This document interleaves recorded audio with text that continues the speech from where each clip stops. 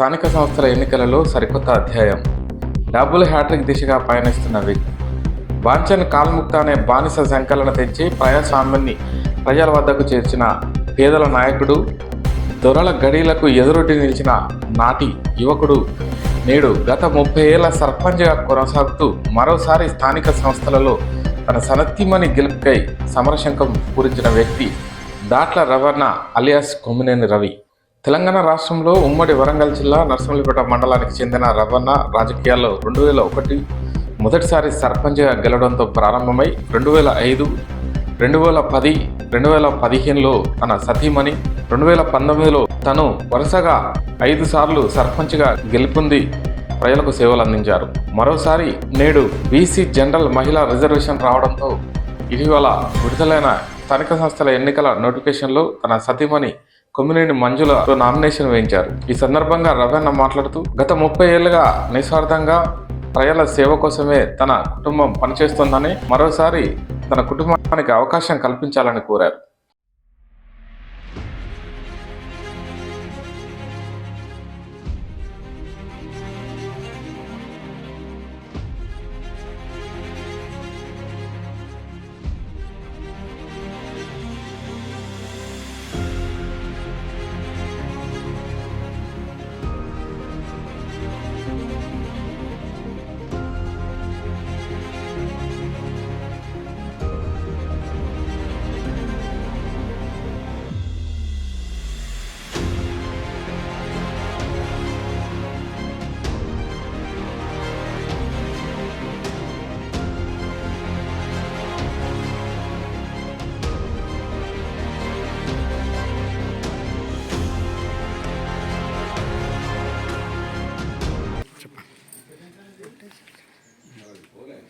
ఈరోజు దాట్ల గ్రామ ప్రజలకు తెలియజేయడం,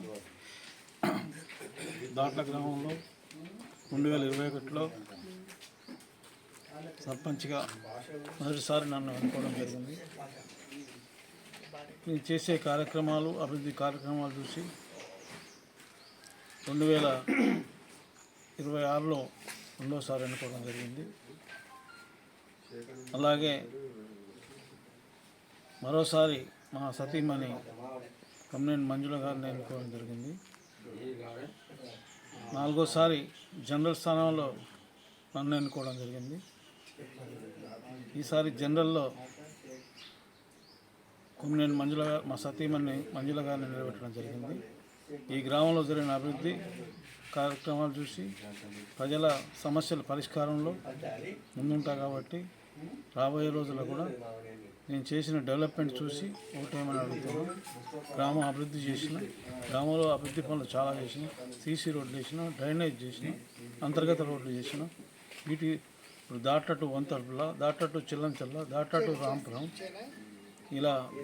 ఇలా ఎన్నో development, Datla to Kothapalli, Datla to Lakshmipuram, ఇవన్నీ చేసిన రోడ్లన్నీ నేనే చేసిన.